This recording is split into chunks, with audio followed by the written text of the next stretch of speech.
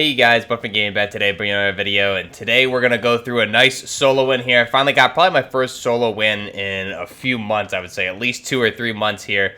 And it's actually one of my better games, I would say, in the long run. So, it was a decently, I'd say, medium kill game. However, the tactics in this game are really what we're going to focus on. It's also with a weapon I didn't intend to really ever use, but the focus not really on the weapons, more so the tactics I'm using here.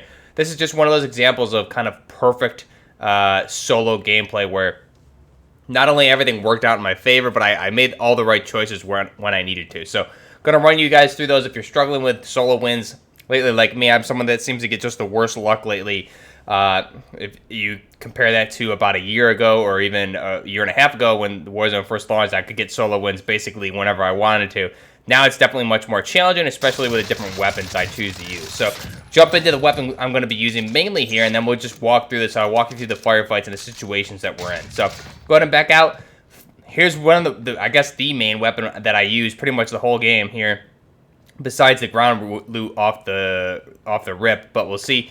This is going to be the Kriss Vector. Obviously, this is a standard build. Nothing crazy here. So, for the barrel, we're going to want that ZLR 18-inch deadfall. It's going to give us that nice long Osprey suppressor here, damage at range, recoil control, bullet velocity, and sound suppression. The cons here are the aim down sight speed and the movement speed. And again, aesthetically, it looks really nice. And you could also go with something like the Apex, but you're going to waste an attachment there. This is basically counts as the integrally suppressed, quote-unquote, barrel option here because it does block the muzzle. So it really is just a suppressor for a barrel option. Strange how they did that, but it works. So laser instead of something like a 5 milliwatt. This weapon has a very fast rate of fire. Obviously, I believe it's around 1,100 rounds per minute here in the game.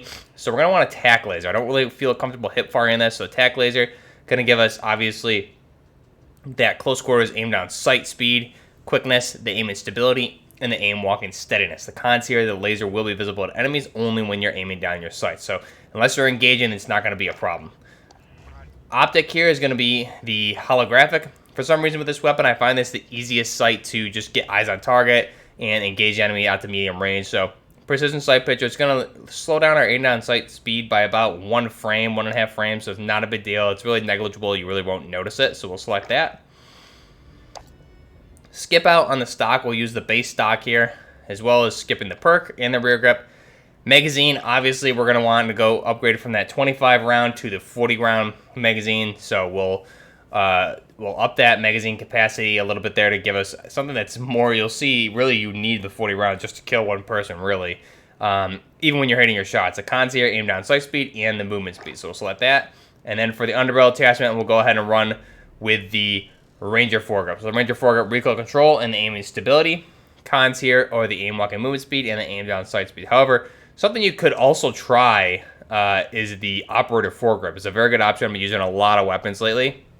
And I think here you save on the movement speed, so it's actually a very viable option. And the recoil control on this is actually very good. So definitely consider that, but we'll go with the Ranger foregrip here. And that's our final design. Nothing special. And this is going to be my Ghost class that I'll pick up. We'll start with a Scar, which you guys will see. And I'll cover that build in a different video upcoming within our Scar video. So let's go ahead and we'll jump into this solo gameplay and walk you through this really good tactical gameplay for my first solo win in a long time. Let's go ahead and get right into it. Here we are dropping into Park. Now, Park, typically, you know, I don't like hot drops. I needed a scav here. I've probably been playing solos for about an hour and a half at this point. So I needed a scav. I landed here even though I knew it was going to be hot. Now, I have my auto tac spread on, so it made it a little bit difficult to shoot that guy how I wanted to right off the bat. But again, able to down him. Unfortunately, he got the scav. Now, you can hear some bashing going on down below. So there's a few more guys down here. Somebody just got beat to death. This guy's in the bathroom. I hit him with the incendiary grenade, and then again, there's more bashing going on. Someone else just got beat to death, so I'm gonna plate up, and then I'm gonna come down and basically third party this. This guy's got to be hurt, and I'm able to get that easy kill as he probably didn't have any ammo really at that point, and was switching in between weapons. So fast forward a little bit more. At this point, I've been looting for a while. You can see I do have a bounty on me at this point, and that's the guy. So I engaged him, and now I'm just going to try and rotate out. I saw the threat is high, so that's obviously the guy that's after me. So I'm going to rotate out of here, and you can see the threat is still high, but I hit him a few good times. Now, the purpose of this is I want to tactically reposition. I need to get high ground. I need to get somewhere where I can bait him in, and I can get him when he, basically make him come to me, and I have the advantage, so I can easily get that kill, because he's going to see where I am on the minimap because I am his bounty. So he's going to be hunting me. He gets that big area notification where I am. However, I can use that to my advantage here, because typically it gives you a general vicinity, so he'll probably think I'm back on the same roof I just came from. Here I can hear the ladder, and there he is. So I heard him coming up the ladder. I really didn't think he would even try that, but he did for some reason, and I was able to get that easy kill for kill number 3. Now, fast forward, there's a king over here in police. Now, I don't really want to push this. I'm trying to get that little bit extra money I need to get this loadout first, and I'm going to rotate over here, open that door quietly, and then I hear footsteps. So this time I'm going to back up. You see him run past. I'm going to lay down. He must have had a heartbeat or something, and luckily I'm able to just get headshots there, which helped me out. Otherwise, it's almost as if he would have probably killed me, because he almost took out all my plates. So that was kind of a close call there. But fast forward, I'm able to get my loadout. That king in police got killed. So again, I'm just kind of sitting here waiting to see if somebody comes out. And here he is. So this guy, we're going to encounter this dude a couple times. So I break him, and somehow he's able to get away. Those last few bullets didn't hit to get the kill, unfortunately. So fast forward, I stay there for a little bit more. I reposition. I got my Vector class here. I just picked up my loadout right behind where I am. And you can see I marked this guy's weapons because he did get a loadout drop. And here he is here. I'm just kind of tracking him, waiting until I can get good shots on him. And unfortunately, he got right in that door a little quicker than I expected. So the Scar, again, hitting hard, but I didn't really get the clean line of sight that I was looking for. So here, he's ghosted at this point.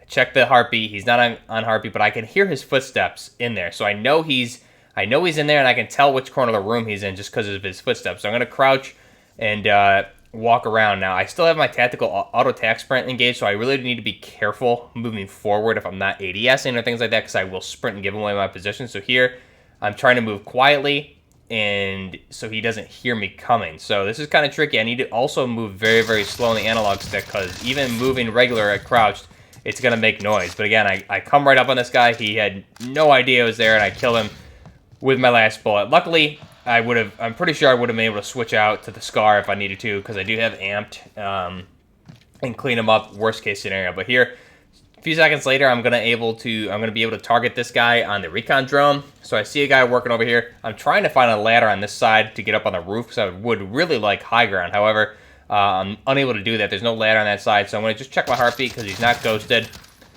And here he is. So I see him, and I open fire really quick. Hit a couple headshots there, which helped me out there. The Scar dropped him very, very quickly. And you can see he obviously had his loadout there also with the M4. So the Scar luckily beat him out there, which worked out well. Now here, I popped the UAV, and I was tracking this guy off of one of the high buildings. He parachuted down, looped back around, trying to get his stuff. So obviously, I knew he was coming back for his thing, so I was just able to just get him on heartbeat, pre-em that door. I knew right where he was going. So that was a pretty easy kill. Unfortunate for him, but now I'm going to drive. I went all the way over to ammo across the river for a little bit and just hung out there for like 5 minutes trying to see where the circle was going. It shifted back this way, so I needed to make the decision to get into stadium, probably is where I was thinking. Now here I hear somebody above me, so I have him on heartbeat. I just heard him close a door, so luckily I have this dead silence. I'm going to pop that and move up and see what I see. This is a really good one, so I'm going to move up, and then I'll just kind of be quiet here so you guys can hear this.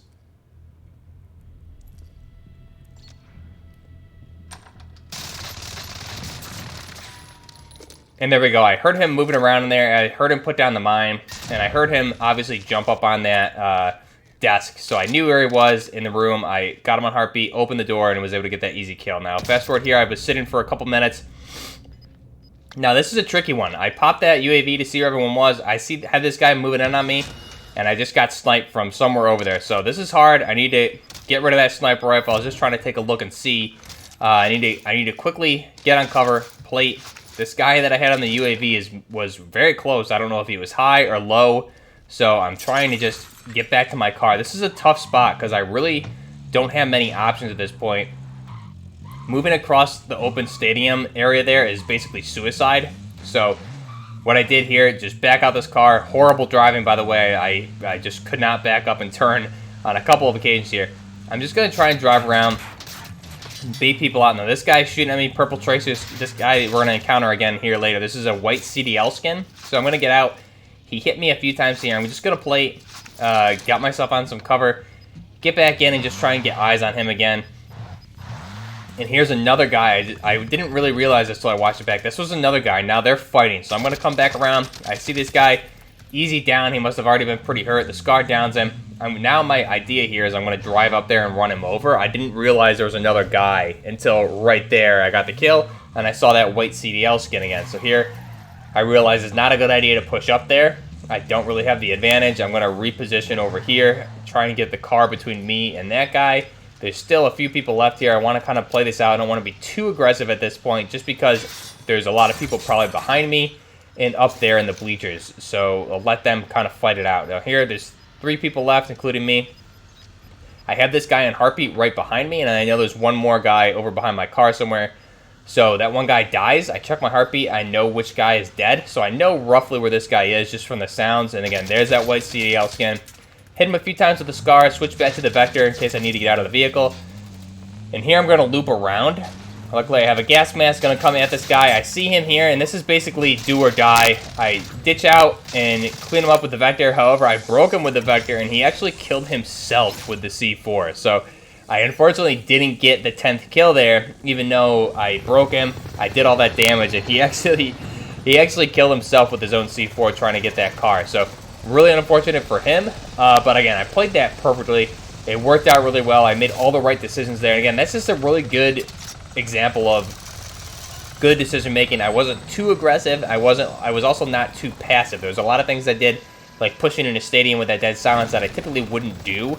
But at this point at the night where I was playing, it was kind of I needed to take some risks, but again, not too many. When you take too many risks in solos, there's always going to be kind of like a bigger camper. So even if you're playing passive, there's going to be somebody more passive, and vice versa. If you're aggressive, more aggressive. So it's a tough, I guess, medium to find here. But it worked out really well. 9 kills, 2,500 damage, really great gameplay. Let me know what you guys think down below. Again, this is my first solo win in quite a long time. I haven't really been playing too much solos, but being able to get on here and after just about 2 hours of gameplay and a frustration the few days before, it worked out really well. Let me know what you guys think down below. How are solos treating you these days? This is probably going to be one of my last, if not the last, solo win here in Warzone. We have a lot of games coming up this week, so we'll have to see what the future of Warzone looks like for this channel as far as solos go. But let me know what you guys think down below. Till next time, Buffer Gaming, out.